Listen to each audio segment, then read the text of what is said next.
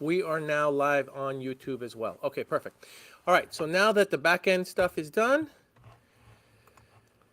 Ramna, if you're in the house, we can start talking.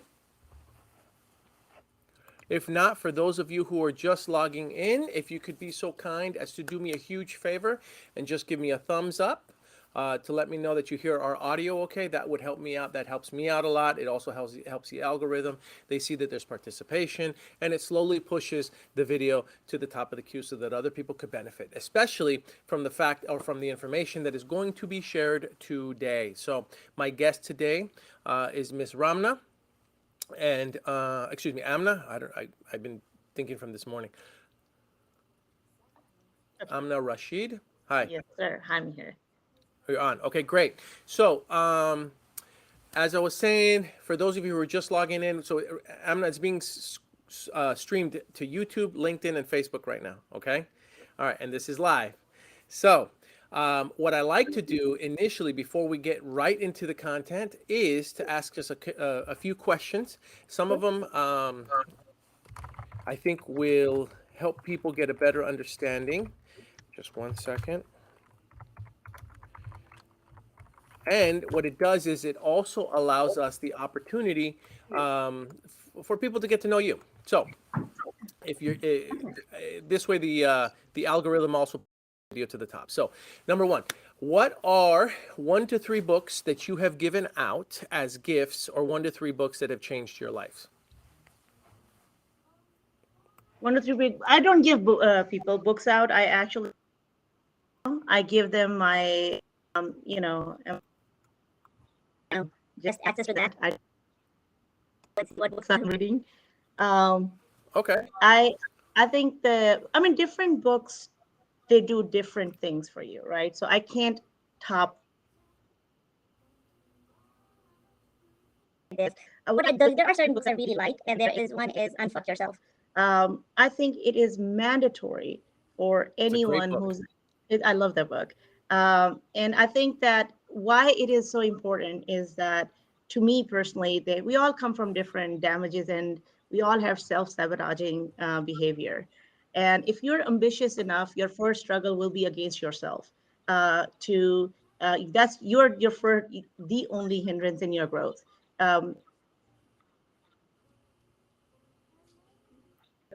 So I think that book is a very good start to basically focus on that, and I think it is more important than any other book that you'll read in that respect. Yeah. I actually go back to different chapters of it in different times and in different, just to it's a good self check for me. I love that book. And then there's it's called the Little Red Book of Sales, I think. Huh. After recheck, it's a what I really like about that, and so I'm an investor myself.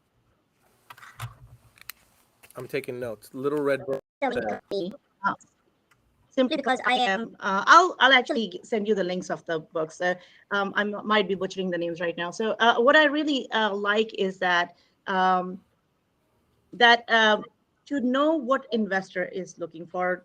The So a lot of times wholesalers fail, and that's my experience. And it is because you just want to slap a sale, get out of it. You don't want to understand, or you don't understand because you have never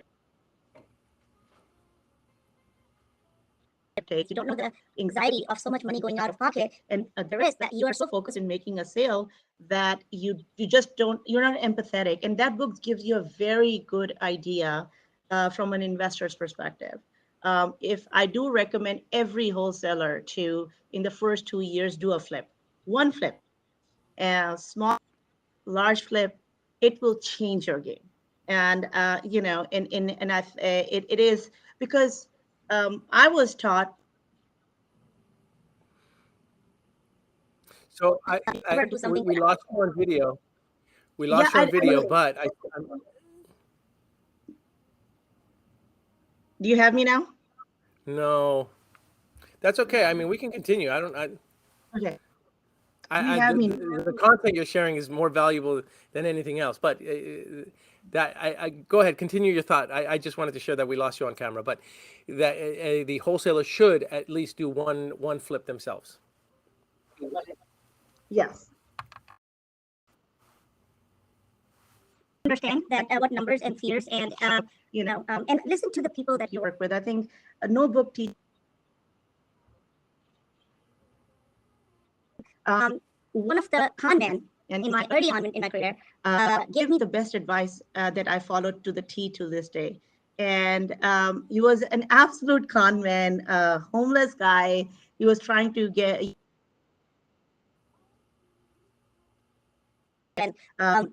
He told me something that he was like, I was trying to make him understand something that he would not, but he told me something very valuable. And I actually sent him $1,000 thank you card later on, a couple of years later.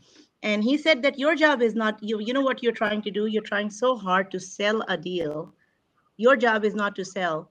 Your job is to just address other person's concern. And you're not doing that. You're such a salesy in your head that you're. And I think that in itself, that's a book of itself. I would, over the years, I would like to write a book on just that one phrase, that how much it changed what I do and what I've seen in the market. Yeah. So a con man changed your approach to to how you run your wholesaling sales business. Okay. Yeah, as long as any person remembers this, you're not there to make a sale. You're there. And then you get into the details of what the addressing someone's concerns mean. You have to know your job. You have to know what you're doing. You have to know the market. You have to know the subdivisions. You have to know your comps. You have to know the tax records. You have to be on top of it. They say something, your bids should be ready. You come from knowledge, and that is what I found was addressing a concern is. So when I go to my buyer, generally my deals, I can send you a package of a deal. I have photos, I have comps, I have sales comps, I have rental comps, I have explanation. I have probably called all those realtors that are listing what that neighborhood is doing. That is every deal I send out. I am that, to this day, I am that, well versed on it. I have contractor bids on it. I have 2 to 3 contractors bids on it. I used to do 3, but I've gotten lazy over the years, and I'm so busy that I think 1 or 2 now I do. I write my own suggestions, and and leave a buyer with any concerns there. So you've addressed it. Like your sale is 90% in. It's to me, it is about learning, addressing the concern. That is all this business is. Okay. That's a great answer. You're giving away the meat and potatoes already. Hold on. Okay, so what purchase of $100 or less, right? $100 or less that has positively impacted your life, your personal life, or your business right now? Something small, but all of a sudden it became very, very valuable to you.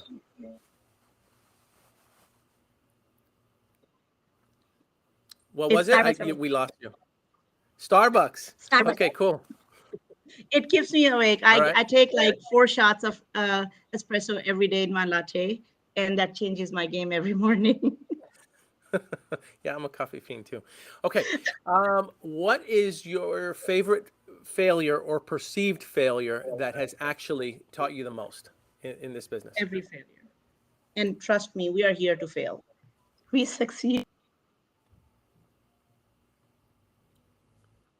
I had a log that I kept for the first 2 years, that every time I failed, and I used to keep a log for 2 years. I kept it, and your most failures are in your first 2 years. And so I used to go back. Visit them. What did I do wrong? Why did it not work? Wow. And I don't actually. So I cannot familiarize myself or assimilate with the word failure. It's a lesson. It's a failure if you don't learn anything. So would you call it I guess you could call it a lesson journal. We won't call it a failure journal.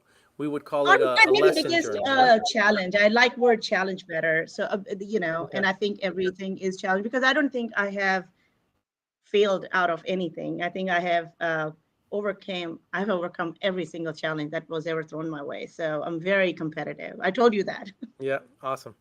Okay. If you had a billboard anywhere in the world and it had millions and millions of people that would see it every day, what would that billboard say? there will be. No billboard? I think I lost you. So there's a storm in Houston, Texas right now, and her internet's intermittent. How we doing? We back?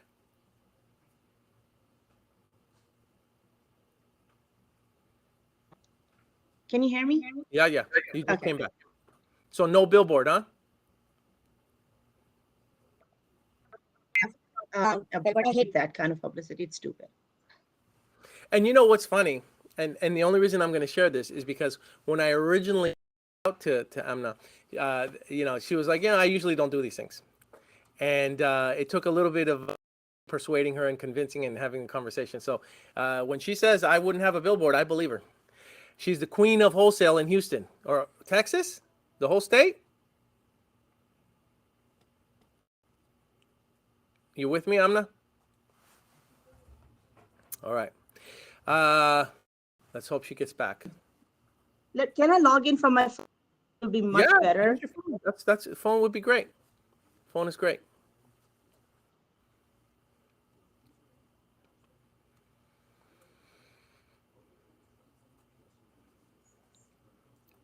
So everybody who is participating now, this gives me an opportunity to do a more formal introduction. So Amna is a licensed real estate broker. There you go. Good, much better, right? Yes. It's like because my Wi-Fi is down here, I live out in the boonies, so. So is there a way to expand this frame? That's not bad. Versus actual recording is higher quality. There, okay. This is a little better. If you want, you can actually log out of the computer. That way we don't have, you're looking at a third image of yourself, which is fine. Am I? Okay. It's okay. All right. I did log out. It didn't log me out. I don't know. It's okay. Maybe I can find a way to do this. Hold on.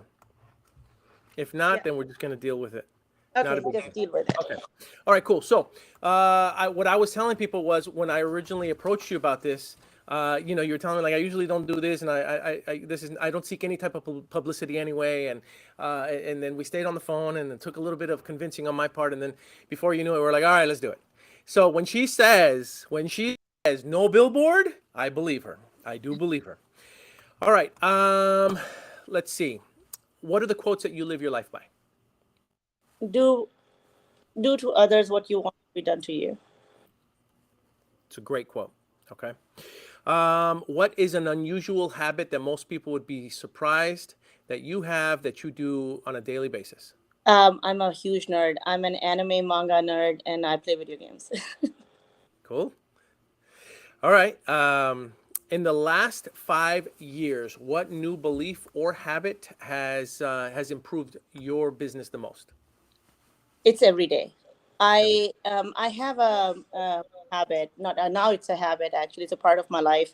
That every day I search for some meaning in my life, and it's every day. So I disconnect at the end of the day, and every day I'm like, what meaning of life did I find today? And it doesn't necessarily have to be attached to my career. It's for me it is important to know you have to attach. At least that's what I'm finding out, because when you start making money and when you start things becoming easier relatively, you feel lost, and there is no amount of things that you can buy that will fill that void and that emptiness. If you're not attached to a purpose, if you don't have find meaning, either you'll go broke or you'll go depressed. So your choice. So I try to find meaning in every day. There's a purpose behind every day. I want to make sure that there is one person I'm going to help out. I don't care in which vicinity, without any expectations and without taking anything in return. It could be just a homeless person standing on the road, or I don't care. Sure. It could be just helping an elderly in a parking. I don't care. Just one person. Deed doesn't matter, the size of it, but one act does matter, and it goes every night before I go to sleep. It goes on my, it goes on my list, a checklist. Yeah, I believe it. And you were that way before it started getting easy. And before the business, just having success in the business just made you more of what you already were, So, right? someone told me long time ago, um, actually, when I started to break a million mark in my business, in my, um, there was a time I was out of control because I'm good at what I do. I'm very skilled. I'm very smart. I know that. I just started to lose it, and I think I went through a time period where I thought I was the shit. Someone told me, and oh my gosh, I've never been more ashamed in my life, and that my parents have a huge influence in how I am. You want to get grounded? Meet my family. You. uh, but he told me, it's like, I was like, I think I went to buy cars, and I was like, I could buy this car, this car, this car, and uh, and my dad told me that he was like, money, when you get money, it doesn't make you a different person. It just makes you more of what you already are. So you're just becoming more of what you Yep. already were. And I think that I had to look hard. What the heck am I doing? I think that was a, changing moment. I don't want to be that person, and I Right. want to be one that, still is, I don't know, who values people. It Yeah. matters. So did you get the Houston Orange Lamborghini or not? No, I Oh. the thing is that I get so many speeding tickets to begin with, um, that yeah, know. And then I have, like I said, my life is attached to a very big purpose, and I'm actually saving money for that project. So I'm very excited. Hopefully, next 2 years I can launch that project. Perfect. Um, and but it will require a lot of capital, and I don't want to go into asking people, and so it will take every penny I can save, kind of a situation. So, but Got it. yeah. All right. Okay. What advice would you give to someone who is just trying to get into wholesaling? So they're just trying to get into the business, and we're talking the whole gambit. So it could be a college student, or it could be somebody who may be leaving corporate America. Like they want to get into wholesaling. What do you have for a brand new person? The advice that was given to me: don't look at what anyone else is doing. Do your job. Do it every day. Do it consistently. Results will follow. Which is what you told me on our first phone call, Yeah. because she was sharing with me some of her numbers, and I told her, man, okay, I guess I'm doing something wrong, or I have to improve my numbers, or I got to improve something so that I can get to where you're at. And that was the exact advice that she gave me on our first phone call, which is great. It's fantastic because it just makes everything genuine. All right. Um, in the last 5 years, what have you had to become better at saying no to? Because we can say yes to a lot of things, but what have you become better at saying no to? I think I have learned to say no kindly. Hmm. um, I think that is one of the biggest things, and I have achieved. And I always had issues with drawing boundaries. I'm a people's pleaser most of the time, Yeah. um, But I think that to understand that boundaries actually protect relationships rather than destroy them, and how you say them. So just to very kindly and very nicely saying no, without, I don't like when people lead other people on. Like, okay, let's a simple example. Let's meet up. Yeah, maybe we can do that. I mean, I know, we all know that maybe is a no. Um, I don't like that. I'm a very straightforward person, and so I would never give anyone the false hope. So I would be like, no, I would love to do that, but right now I don't have time. When I do, I'll hit you up. So I think that learning that learning to be more genuine and kind, I think, is the biggest thing. Yeah. Got it. Okay, so 12:22. I think I gave the algorithm enough time to start getting us the viewers. One last viewer check. If you guys are watching this on any of the platforms right now, this is being streamed on Facebook Live, on YouTube, and LinkedIn. So if you could be so kind as to give us a thumbs up or post a comment on there, that would be fantastic. I'm trying to keep up with any comments that I see, but that also helps us with getting the video to the top of the queue. All right, so let's just talk about wholesaling now. So, can I share some of the numbers you were sharing with me? Is that okay? Okay, so Amna's is gonna push probably what, I don't know, this year. If you keep going at the rate you're going, you're gonna be at 500, 600 mark Oh unit. no, a big one. It depends, right? So I think that I'm looking. I wouldn't put 200 out of the mark. That is put 250 around there. If 250. Okay. 250, because there's a reason for it, right? So package deals are coming back in. Like I got shop 500, a package of 500 fixer upper homes yesterday. And I told my director, I was like, hey, we have this. He's like, well, we'll take my kidney as a down payment. Wow. But so then I have a package of 100 homes, and then I have so it could very well end up there. But at this point, I do evaluate things that how much work I want to take. I've been working like a dog for past 4 years of my life, and I haven't had any breaks. I haven't switched off work for a single second. So I just would like to make the most money with with things that I can get done. So yeah, somewhere there, hopefully. Got it. Okay, so now you're talking like really high level stuff, though. You talked about a director, and then you talked about a bulk portfolio sale, right? Yeah, Now, are these corporate institutions that are selling the bulk packages, or is no, this in private Indi- individuals? individuals.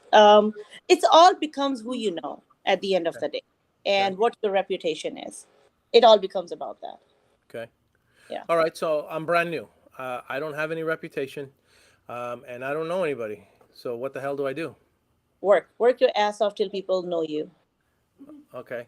Okay. So what help me understand. I mean, you and I know, and I know some of the answers to this question, but there's people that are thinking these things. So, I can work. I work hard. I work really, really hard. So But it is. I'll tell you. So I have a business coach, and I've had a business coach for years now. You have 7 to 15 seconds to make an impression on everybody or anybody. So how to utilize those?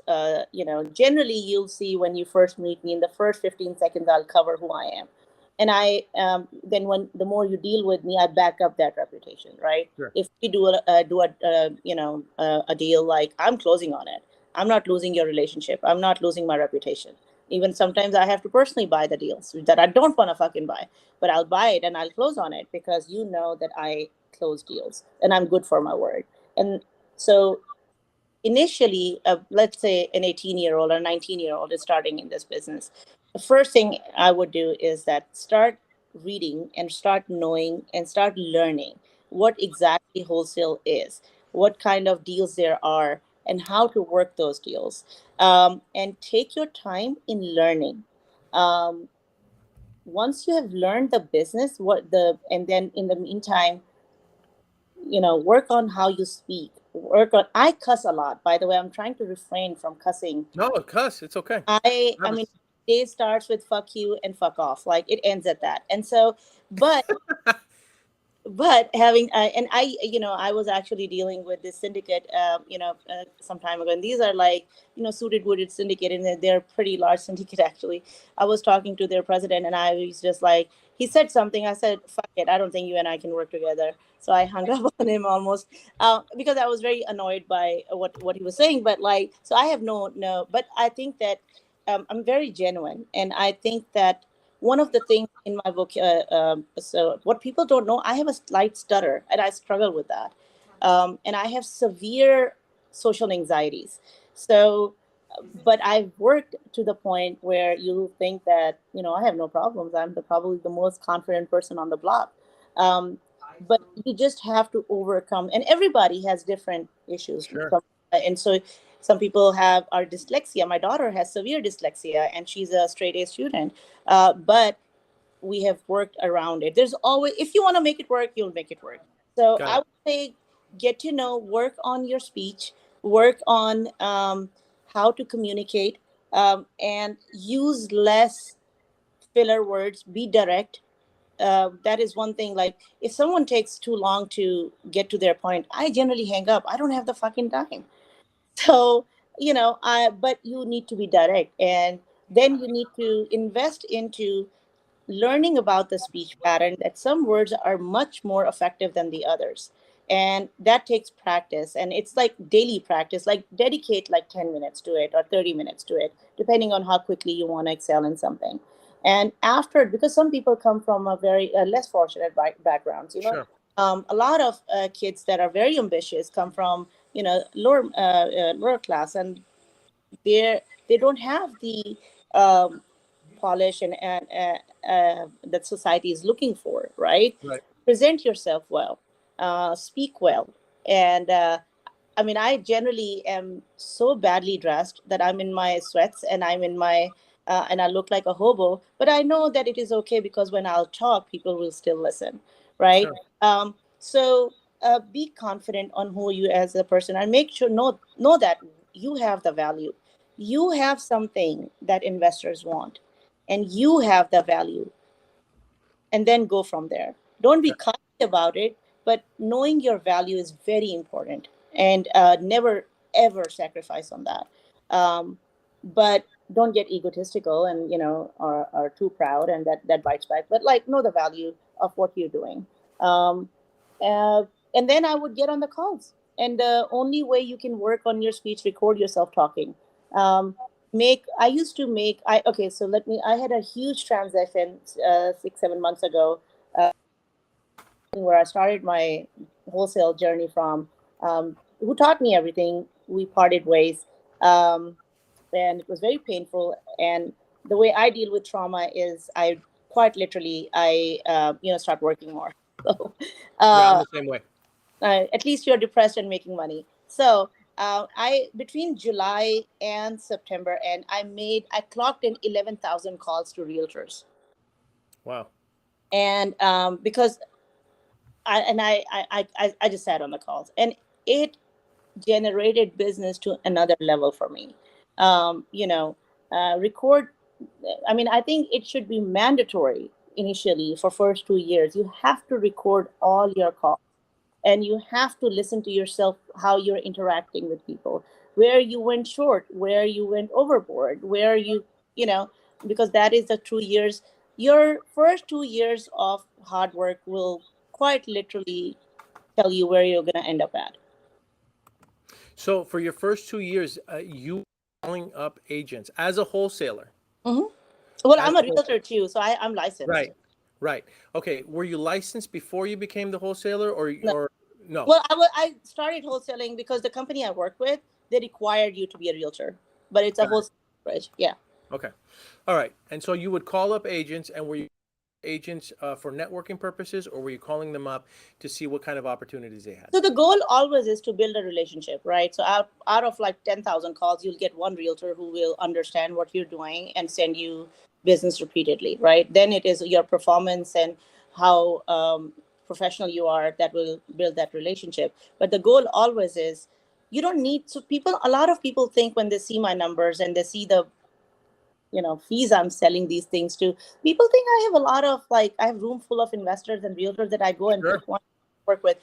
I'd have very limited contacts, actually, for the amount of work I do. I think on a I have like around 60 65 good investors repeat, and I have around 40 realtors or brokers I work with, and that's more than enough. So right now you got about 65 VIP buyers that really, those are the ones that you find opportunities for, and then you've got about 40 agents Mm-hmm. that are feeding you off-market opportunities that you can Right, then take to the investors, right? right. And then these realtors are then, I was trying to switch, but it's not working, so whatever. So then these realtors, they bring you the opportunities, and you're locking them up as your entity, right? Mm-hmm. And then we're reselling them to the investors. Are we doing a double close, or we're just We doing do. We assignments? do double close. You do a So the double close.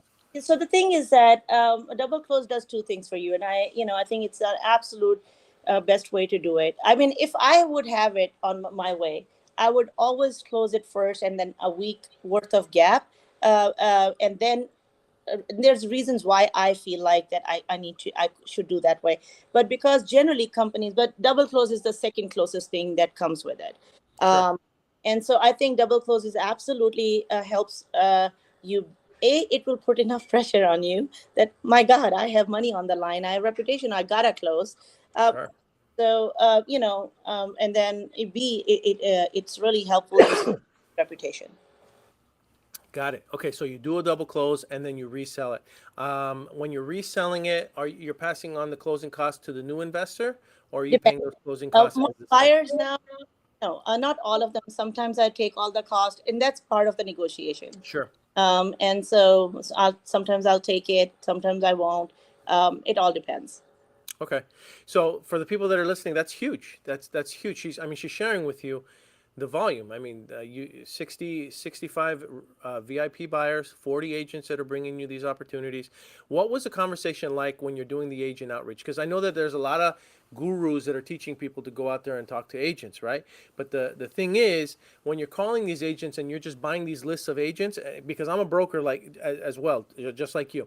And so when you're calling these agents, a lot of times you're calling these agents who really may not even be in the business anymore. You're just buying these lists of agents. So who do you call? Which agents should you target? So How do you know? Go ahead. So what I used to do is that, or I still do actually, if I'm looking for to build new contacts. Now, by the grace of God, most of the people know me. I mean, I get so many leads every day without even picking up a phone. I'm getting lazy about that, but um, I've always done is that like, so every market is different. I don't know Sure. California market. I know California market is different because I have a lot of investors that come from California market. Right. So we have HAR here, right? The HAR. I'm a member of it, and so I pull the listings in. So I go subdivision by subdivision in my area. Okay. So this week I'm gonna pull all the listings sold, active, pending. I'm gonna call these people today. Then I'm gonna switch to the next area. I have a map, and that I cross, and I move around the city and see where I wanna hit at. So you make the calls. There are not too many thumbs up you get, or there are not too many leads you will get, but you will see that, because like, let me say, like, for example, you came to Houston and you're a brand new person hitting it, right? Right. The agents you're probably calling in my area, they already know me. Unless I turn a deal down, I was actually putting some numbers together. There are a few wholesale brokerages, very successful, pretty big names in Sure. my, and some really good individual wholesalers too. I was actually doing a map of like most of the all the deals they did and all the deals I'm doing. Most of the, I think 50 some percent, it was, I have to look up, but it's about 53% of the deals first came to me before they went. I said no, and then they went somewhere else. My goal is to increase that to 65% by the end of the year. So So that is how do you do that, and what's that conversation like? What are you telling? very What? simple. And so they don't understand. You have to understand. You people are not going to. So you cannot talk to a homeless guy. So I have a master's. I have a master's in econometrics, data analysis, and time series. Right. So funny thing is, I can't talk to an average person in the numbers and in time series manner. Right. I have to dumb it down to what they understand. Right. A lot of people think mathematics when I say that I have math major and all that, and they're like, "Oh my gosh!" Then tell me how is 1,000 multiplied? Pacha, pacha, pacha, pacha. Just stop. That's not what I have. I have a degree in analysis, but so their understanding is limited. So you have to understand that the other person doesn't know anything. And how do you talk to a person or a child who doesn't know anything? You have to simplify it, right? Right. Um, so I have different pitches for different people. Okay. And I generally it's pretty straightforward. Hey, I saw this house you sold. Congratulations. I'm looking to buy some houses. I work with an investor, or I'm personally buying. Would you be interested? Do you have any off-market leads? Just simple. We prefer off-market because it helps with the investment. It's easier to resell and fix. And do you have anything like that? Please let me know before you list it. And a lot of times, like when I work with people, if they're listed, and I came to know about it later on, I'll tell Sure. them to take the listing off, and they do. So, um, you know, Wow. You'll uh, tell the agent to take the listing off the market. yeah. I mean, and when you build relationships, this is what the relationship is, right? Sure. And you want to make sure that you are trustworthy enough that you don't, you're not necessarily going to like me. I'm very difficult to work with. When it comes down to work, I get down to work. I'm not a very nice person, I think, but I'm a very truthful and a very honest person.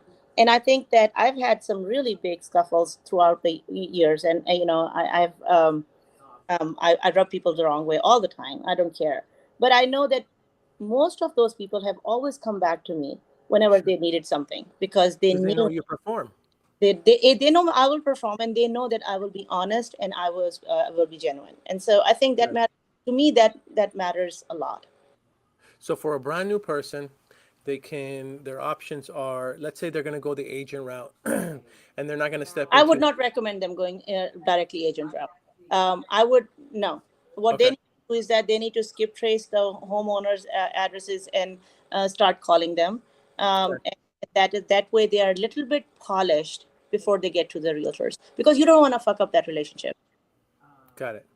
Okay, so brand new, they should be getting lists and they should be calling. What kind of lists should they be calling? Homeowners, Yeah, but can pull, you pull a farm of 20,000 homeowners, you don't know which ones you're going to get. Which are the ones that you would say these are the highest, the foreclosures most, list work actually for me. Foreclosures list have worked really well. Tax lien work, you get to the county, you can get that. If you go to fire departments, you can pull lists out of there. okay, Fire damage home, so those lists just start from somewhere. But I think the realtors should be at least after you have made 2 to 3 thousand homeowner calls. Then I think you're at a starting point where you can hit. So 2 to 3 thousand calls are not much. I can make up to 5,000 calls a month, and that is while doing what I do. So if I can do that, you can do that too. You yeah, have to absolutely, be, I'm very obsessive compulsive about things. You cannot have your cake and eat it too. So you can't party all weekend long and expect you to produce the numbers I do. I have no life. This is what I do. And I'm okay with it, because I think early on I decided if I'm going to reach my goals, I have to sacrifice. And I don't care what I have to sacrifice. If nothing comes between, either you grow with me or I'm going to grow without you. There is nothing that hinders my goal. wow, okay, all right, so new agent, they want to, or not new agent, new person who wants to get into wholesaling, 2 to 3 thousand calls to homeowners. Right now, the most success that you're having, or that you think they would have, would be with calling foreclosure lists and with tax liens lists. Those are Def- probably going to be the best ones. Okay, Definitely. I can go over it, but I'd rather hear it from you. What kind of script would you use when you're contacting these people? So you Let's have roll. to understand. So I'll tell you. So I still bomb calls. Like I bombed a call so bad the other day, and one of my, so I was calling this. Someone sent me a lead that, oh, this guy, his home is going into foreclosure. I'm like, can you call? So I called. I was like, and the guy answered, and he was like, I was like, hey, your house is going into foreclosure. Let me buy it. And so he hung up on me. I never should have said that.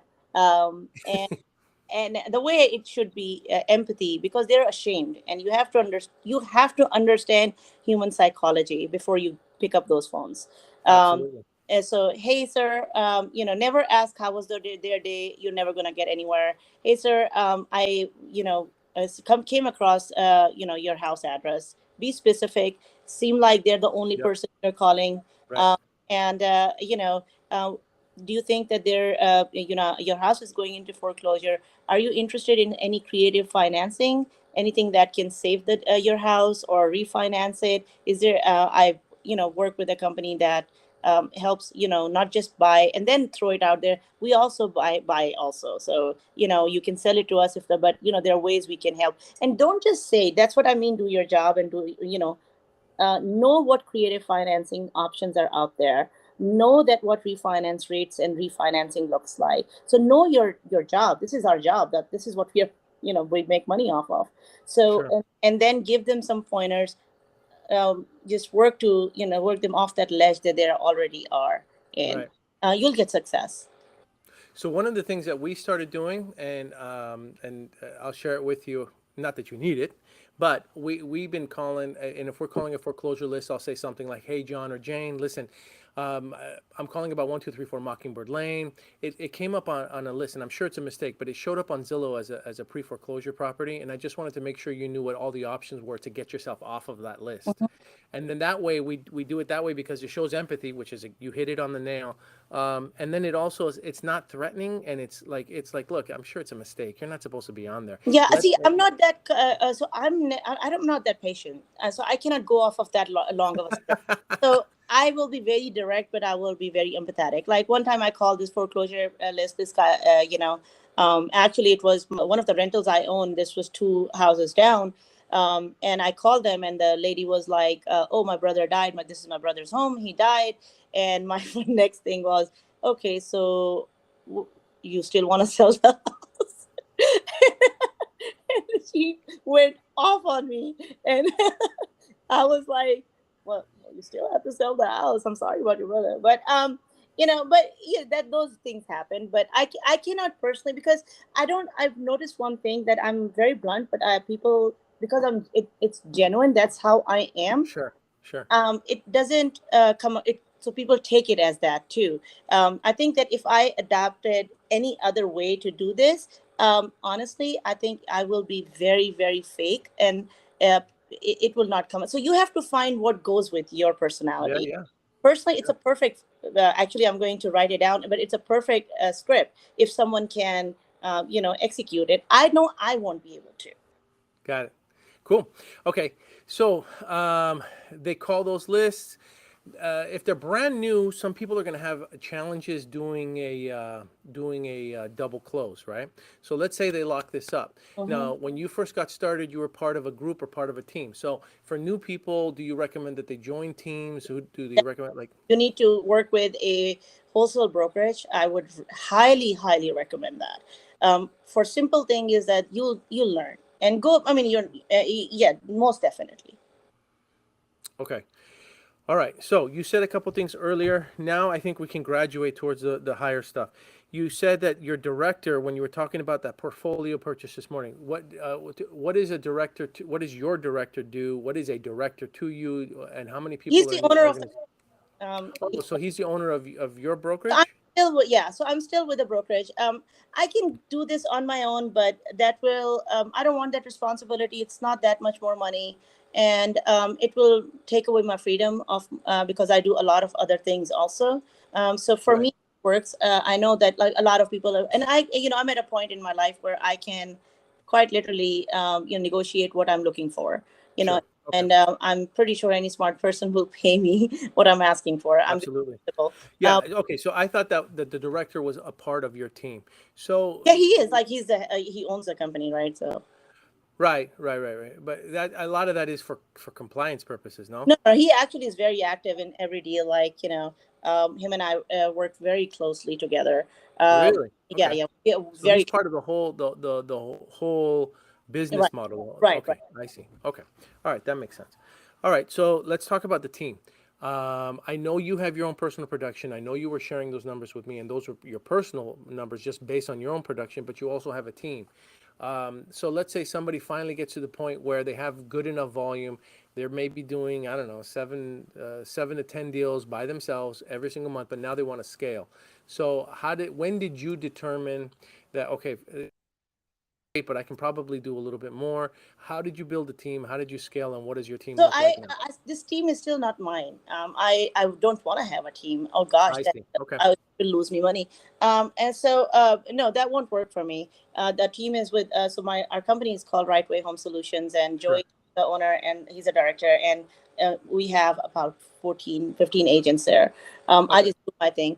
But And they're traditional real estate agents. They're no, not doing they're not. wholesale. They're all wholesalers, but Oh, they're all wholesalers. they're all So I wholesalers. see. So the brokerage has about 15 wholesalers that Right, work under the right. brokerage, but you're the queen of wholesale deals. Yes. Okay. All right, cool. All right. So, look, 20 to 30 units a month by yourself, that's insane volume. That's insane volume. Every, of course, every month does not turn out to be like that. Some Sure. I've done. I think the most I've done up to is 32 deals per a month that I did last year. I've done a few 28 deals now, which was one of the last year was a big year for me. And then, but my average volume falls between 12 to 15 deals. um, I think there is so much emphasis because it is economies of scale. So I understand that, the more you do, the more you make, and you don't want to just milk every deal, right? So Sure. some deals I don't make any money. Like there's a deal probably I've done, like it was done for a very good contact, and I probably am going to make like $50 on it, which I've never made that kind of money. And so, but it is okay. There are deals where I paid for the closing costs because, or I paid the realtors, and I still didn't make anything, because you do deals like that. Generally, I do deals with average fee of like 60 to 80K. Um, I don't like 60 to 80K, is that the price points or is that the spreads? the spread. So your spreads, you're averaging about 60 to 80K. Right. And so I think that even if there are some months where I will just hit, because I know, if I do 4 deals and each of them have that kind of numbers, I don't need to hit a larger volume. And then I can, Sure. because I'm flipping my own deals. Like I flipped like 16 homes last year. I'm building a few homes, and I'm trying to get into multifamily. So it just was a lot going. There's a lot goes on in my life at all times. So those are the months that I start paying attention to my personal investments. And so, but I still make, on average, I make what I make. Yeah, So I think it's very important to not chase numbers, to change the quality of business you're doing. sure. But even then, even if, okay, so let's say somebody says, well, I want to do less deals, bigger spreads, I deal with less stress, I make the same amount of money. They still have to have that target or that goal, right? So So, I never have a goal of like I will do X amount of deals. No, I don't have this goal. I will do X amount of business, dollar amount. got it. Okay, so X amount of a dollar amount. Now, if we're doing 60 to 80K spreads, what is the average price or do you have one, or Um, does it matter? High end deals. So and I will say for Texas, I the reason a lot of times I gain my reputation because I'm the only person right now in the wholesale industry who is moving in this terrible market the high end flips, and it's because my buyers are very strong. One thing I will say that when I started in wholesale, and even to this day, people who bought more houses or contracted more houses, they think they're, better than everybody else. This is a sales game at the end of the day. Sure. People who have a strong sales background, who have strong buyers, they are the one that are going to make money. So make sure you're investing 60% of your time in finding investors and building those relationships, and then 40% of the time in your buying strengths. I can promise you, you will do a lot more in the longer run. Like last 6 months, the entire industry is down. People have shut down. I'm Right. it. It's because I had a very, very powerful, very strong buyer base. Got it. And you know what's so funny? It's the opposite of traditional real estate, the traditional real estate agent model, right? Because the traditional Yeah, real estate yeah, yeah, agent model yeah. is you find the sellers, and the idea is you control the listings. No, like I pick up so many deals from my investors. I pick up so many deals from my investors. No, I don't believe in that. I don't know who it works for. Everybody I know who works on that model, then they're trying to find more and more houses. Then they can freaking sell it. Then Right. contracts are going out of, you're falling out of option periods, and then you're fucked, and then you have to give them back, and then your reputation is tarnished with it. So no, have a good take a year to year and a half to build extremely good, decent, powerful buyer base. Right. And then, But I need money now. I mean, I need money now, not a year and a half so from when now. you're finding buyers, like, right, so when you're finding buyers, you are finding leads with it. You can do 2 things at a time. Okay. Yeah. So you definitely can do that. Trust me. Getting a house under contract and not closing on it is the worst feeling on the It planet. sucks. It's horrible. You feel like a loser. Yes. I hate it. And I it's just like, absolutely hate yeah, it. I just like, I'm very fortunate. I did not have to go through too many times in my life. And every time that happened, it was not because I couldn't close. It was a seller background or there was a lien on the property. Sure. But it sucks. It really sucks. And you can see all your hard work going down the drain. Yep. So, yeah. Yep. Okay. All right. So, you did say something earlier where you were like, "Hey, if even if I don't have an end buyer, then I got to perform. I'll buy the deal." Right? Mm-hmm. Do you give those kind of guarantees to agents? Do you tell the agents, "Look," or do you not even bring that up? The assumption is I'm buying it no matter what. Well, now when people deal with me, they know that. But I will say that the brokerage I was working with before, this was their attitude. They wanted to close on everything, and my broker, I learned business. Like I know we don't work together anymore, but like everything I am, it's like they made me what I am. So he used to.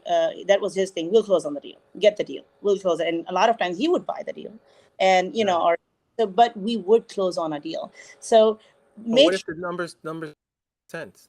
then don't pick it up. Be careful Yeah.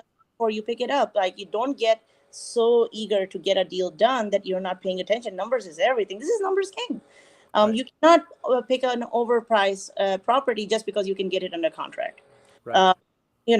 Uh, so no, you have to know your job. You have to know the comps. You have to know the area. You have to know what is market currently doing. You cannot be an anomaly. The game is bigger than the individual, and you think that no one else can get it done and I'll get it. Nah, that attitude doesn't fly. Life will humble you very quickly. So pick up Super. at the right numbers. Don't get too conservative either, but pick up at the right numbers, and I think that you can move the deal. Great. Okay, we're getting close to the 1 o'clock mark, and I know you're busy. So, when we first talked on the phone, one of the things that you said to me that really caught my attention was that every morning you're going to be looking and you're going to be analyzing about 6 to 8 different. Mhm. So, walk somebody through that, right? Number one, if you're talking about 6 to 8 opportunities, where are those 6 to 8 opportunities coming from? Are Mine you are at, all referral at this point. okay? So, like I said, I haven't made a call since September. Okay. I Lucky you. No, I actually need to start getting on calls. I was actually after I'm done with the package I'm dealing with. That's my next goal. Like I'll get back on the calls. But generally, I have about 6 to 8, off-market deals and people That hitting. they're referring over to you, and then it's your job to go out there and take a look at them. Yeah, and You I know, have never bought a house that I have not walked. I have sold plenty of houses that I have not bought because I'm a good at sales. But I have, there's a joke about that whole situation, but there is but I have never bought a house that I have not walked. I don't care if it is in Willis, Texas. I'll drive 4 hours to walk the house, but I have never picked a house that I have not walked personally. got it. And I think that's important because, not once during this whole conversation did we talk about you doing this virtually. And I don't know if anybody caught that, but she's doing this all in one market, right? Houston and Galveston, yes. Houston and Galveston. Okay. And that's another thing that blew my mind when she first shared that with me. So, I think the takeaway here is yeah, you get to the 60 buyer, and it's funny, 60/40. So 60 VIP buyers and 40 referral partners that can give you business on a monthly basis. That should be everyone's target, yeah? Yeah. Okay, if there's any one thing that before I let you go, and thank you for doing this for me, by the way. If there's any one thing that you want the listeners to leave here with, one thing that's going to change their pocketbook, what would that be? It's going to be hard either way. it's it's hard to be rich, it's hard to work, and it's hard not to work. You're going to struggle anyways. So choose the struggle that produces money. At least life would be easier some other way. And work hard. Just work hard and work with. I love what I do. I cannot explain in words that how much I love what I do. With all the stress and the frustration and challenges it comes with, I it makes my heart happy. What I do when I talk about my work, I absolutely love what I do, and It shows. It shows. and Yeah, it and shows. I just learn, take your time, and work hard. And there is so much integrity in what we do, and we are the building block of real estate. I know people look down on wholesalers. I'm like, fuck you. And we actually provide the building block of the housing market. We are Sure. 30% of it. And so no, and take And we pride. improve neighborhoods. We make them Yeah, better. and We bring up nothing is property values. like, So so this one guy, there's a house that I'm selling, and very quickly I'll let you know that it's like I wanted 265 out of it. He was like, well, I can buy this for 200. I said, then go buy it from somewhere, right, because I'm going to sell it for 265, which I did. I mean, it's under contract, but like, and there's a price who you're working with. And, sure, I'm really good at what I do. I'm in the market 24/7. You get in trouble, I will help you out. I will do whatever I can to make sure you're taken care of, before the deal, after the deal, till it gets resold and we work again. So there's of course there's a dollar amount to it. I'm not doing it for fucking free. right, yeah, So neither should you. So, value yourself, have a good day, never let anyone tell you otherwise. You don't have it, you have it. I'm a female, I'm a brown, short female. And I came from a completely corporate background, you know. Um, and for me to do this and do it so well in this industry, if I can do it, honestly, you can do it. I'm sure that people are much more skilled when they start than I was. I was very rough around the edges. awesome. Okay, I'm gonna get you a Starbucks gift card now that I know that that's your little thing. I'll shoot that over to That, you. thank you all. And if our team has any buyers, or excuse me, any deals in Houston and No, actually Galveston, in California too. So let me just tell you, I have actually two contacts that they're in Cali contacts, and mhm, we have access to, or they have access to, around, I think, 80,000 buyer, okay, and they buy countrywide. So if you have a deal and you run it by me, email it to okay, me, and let me see if my source will can find you a buyer for it. okay, cool, And there are lenders also, so they can help you with the lending part. Um, okay, yeah, and so and also, if you have an investor that might be interested in buying in other markets, I have always have deals, and I have an entire company in place that do deal with just out of state buyers. So I have contractors, I have property managers, I have management teams, I have project management managers that will make sure, and then I have realtors that will list their house. So from the very get go, that from signing it, we have lending in place. We have the whole 9 yards that they would need to get a deal done. perfect, perfect. All right, so anybody on our team, we lock something up. We'll bring it to Amna, have her take a look and see what we can do with it. Yeah, Definitely. we can JV it together. I don't JV. That's fine, but I will. But I will. We'll work it out. See, I mean, she's practicing what she's preaching. She just told me right now she won't do it. No, no, no. I'm just saying that I don't do JVs, but like I we'll make it work. I know. I'm just we'll make messing it with you. work. But Yeah. yeah, JVs get like very tricky. But I don't want to get into that. But like, and also I don't think our company. I have to talk to my director about it. But we can. I can definitely. I will have a buyer. I can tell you right now. Okay. I have a very good source. A couple of them that I work with. And we have ready buyers right now, and buyers are coming back to the market. So Oh yeah. I let's do I some. think the shock and awe finally. Everybody calmed down. And, Yes, towards yes. in the middle of the month, the middle of the year, they were all freaking out. But I And think the shock, lending terms are actually yeah, getting loose. eased up. They've They easing up. have Yeah. they've loosened up a little bit, so we're in a good spot. So Yeah. any We deal just you got to have, work. Just got to get to work. we just have to work. Yeah. Oh, thank you for doing this. Enjoy Thank the you. rest of your day. I'll shoot you that Starbucks card. Yes, sir. All You right. got it. Okay, you guys. Take care. Bye. Where is she? Houston. Oh, she's in Houston. Oh, good.